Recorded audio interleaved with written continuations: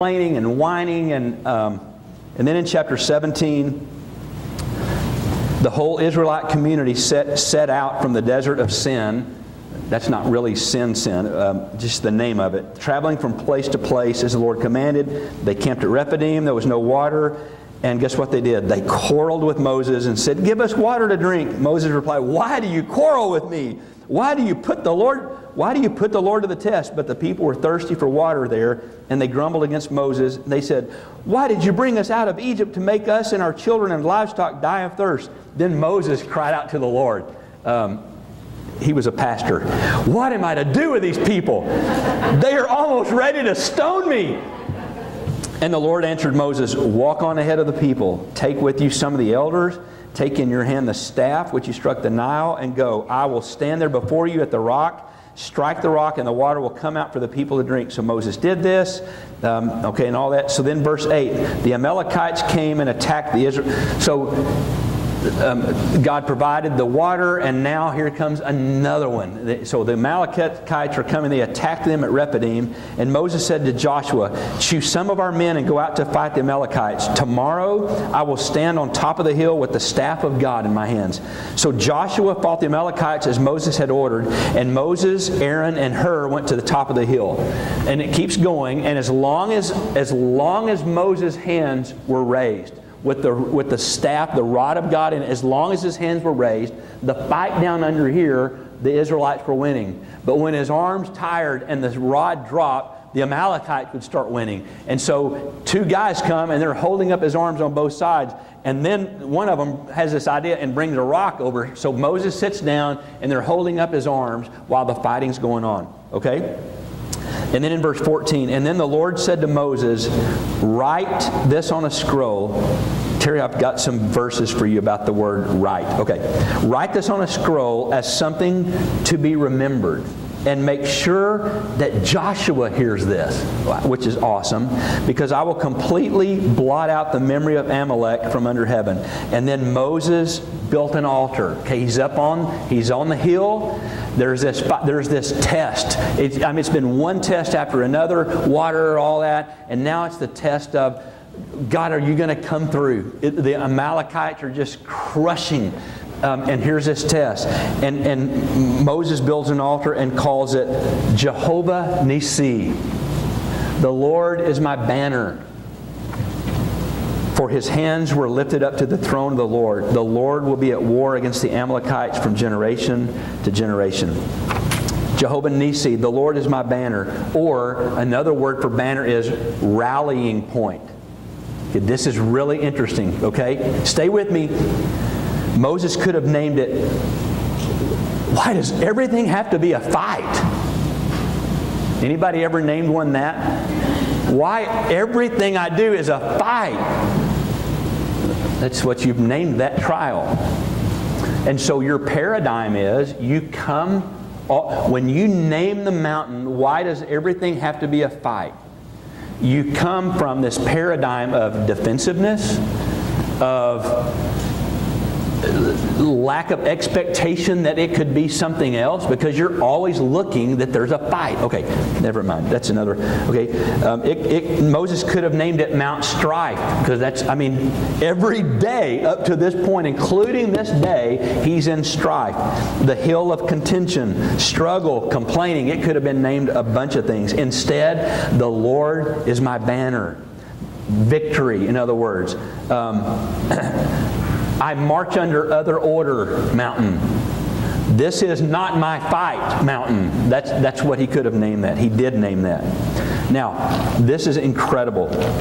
Just jot this down. I'll read it to you. Isaiah chapter 11, which is one of our favorite little chapters here.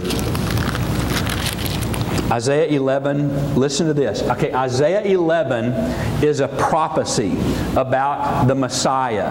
Isaiah 11 is 700 years after Moses on the mountain with his hands up. Okay, so 700 years later, what did Moses say? He said, "The Lord is my banner. He's my rallying point."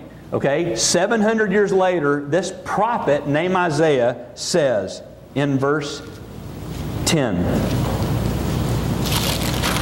You got to read the whole chapter, but okay. In that day, it's a prophecy 700 years later. In that day, the root of Jesse, who is that? Jesus. In that day, Jesus will stand as a banner.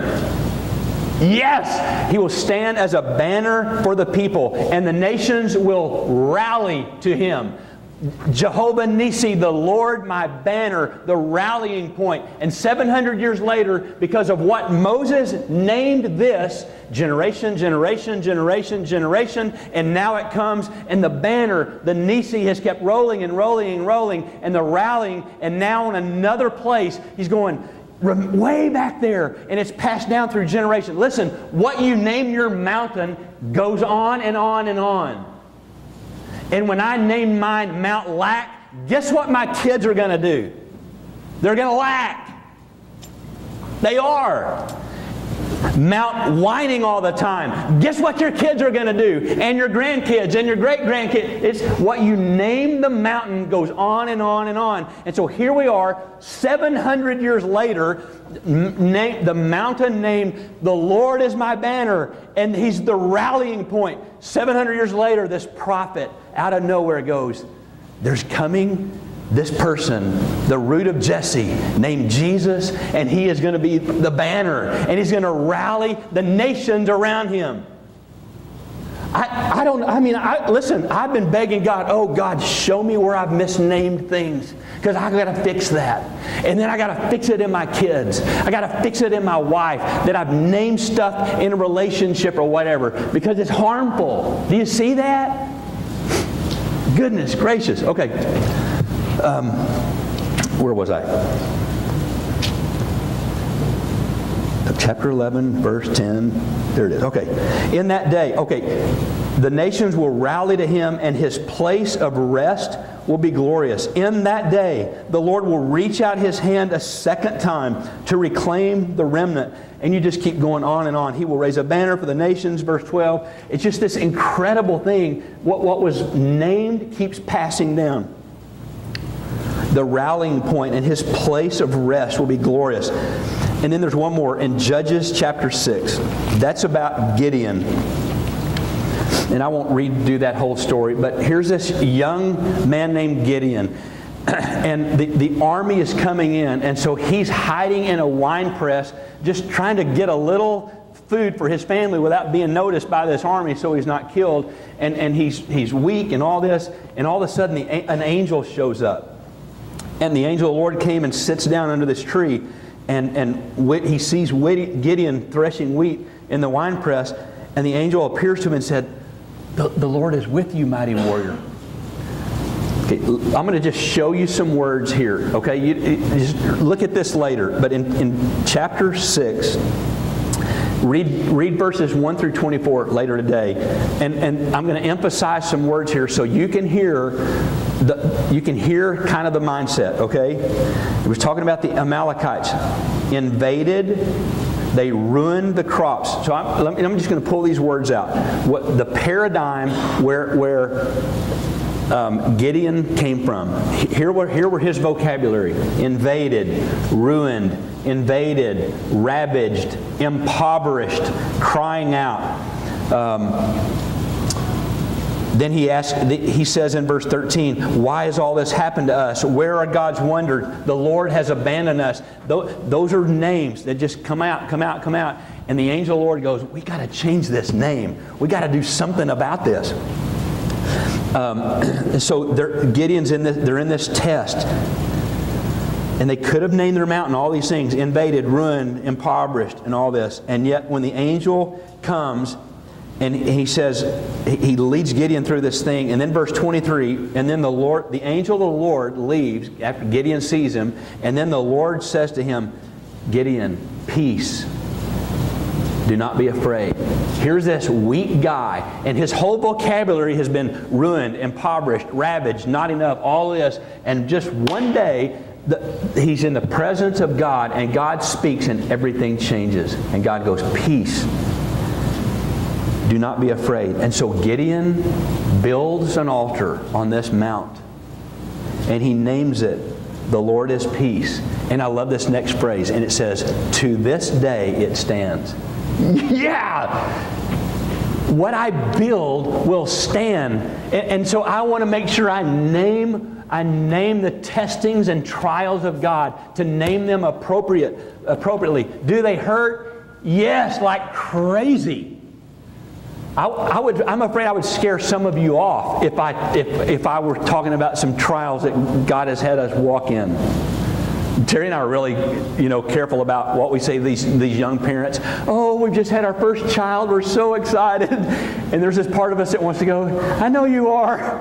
I know you are. See this? This is where you're headed. See this line right here? That big, big, deep crease in my brow from anxiety. Oh, your baby's so beautiful. Oh, sweet thing. Oh, bless your heart. Okay, all right. I'm playing. Are trials, are they real? Yes. I don't have my head in the sand. I'm not giving you a Zig Ziglar, Earl Nightingale speech on, you go get them. It's not that at all. The reality is life is brutally hard. And there are things that will absolutely rock your world and take your breath away. That is true. Young people are going, don't tell us that. The high school graduation said we could be anything we wanted to be. Good luck with that. All right. No, I'm playing. It's hard, isn't it? It is. We've got to admit it. But when God speaks, like here on Mount, the Lord is my peace. I mean, in the middle of, it was unbelievable what was going on. And yet, Gideon recognized, wait a minute. Yeah, remember that in Isaiah chapter 11? I didn't read this part, but it says that He will judge by not by what He sees with His eyes or by what He hears with His ears, but with righteousness. We have to begin to think and look and see things that way. God, what are you up to? And I'm going with you.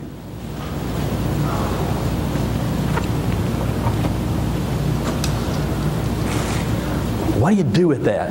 Okay, I get that, but what do I got to do? Well, here's some ideas. Man, it's hot in here, isn't it? Maybe I just got too worked up. It's smoking hot. Joseph, where are you? Joseph and his family, they're naming something on their campus at Parker's Creek. Yeah, they're celebrating Joe Estes today, and so I'm so excited for them. Joseph generally is here either yesterday or early this morning, making sure air conditioners are on. Anyway, okay. But I digress. Okay, now what do we do with this? Well, here's just some ideas. I mean, I've been going, oh God, first of all, will you forgive me?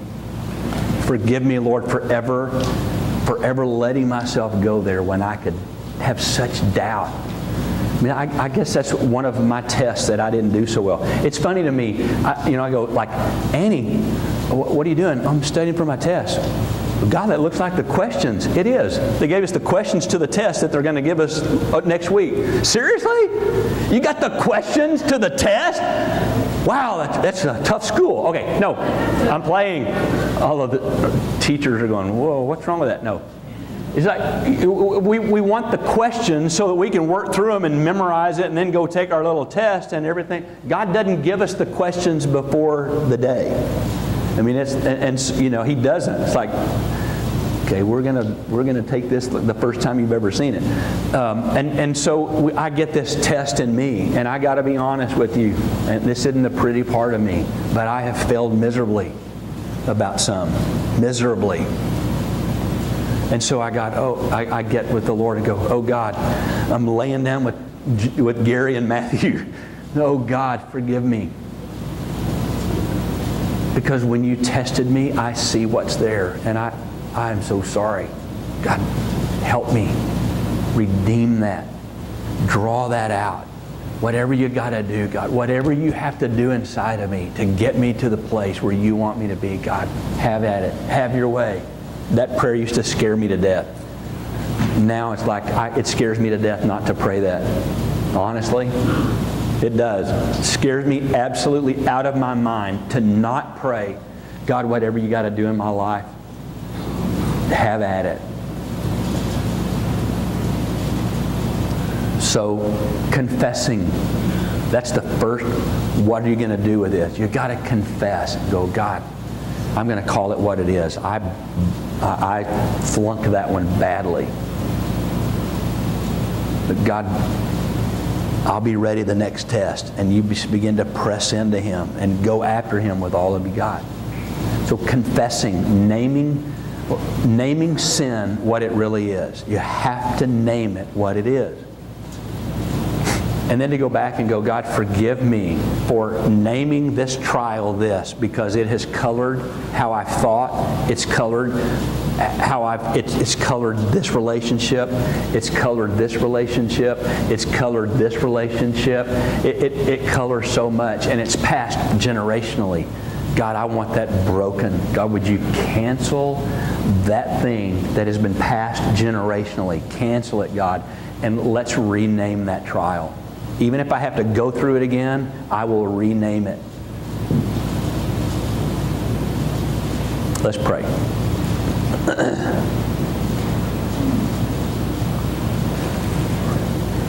Sometimes, God, I see things and I get so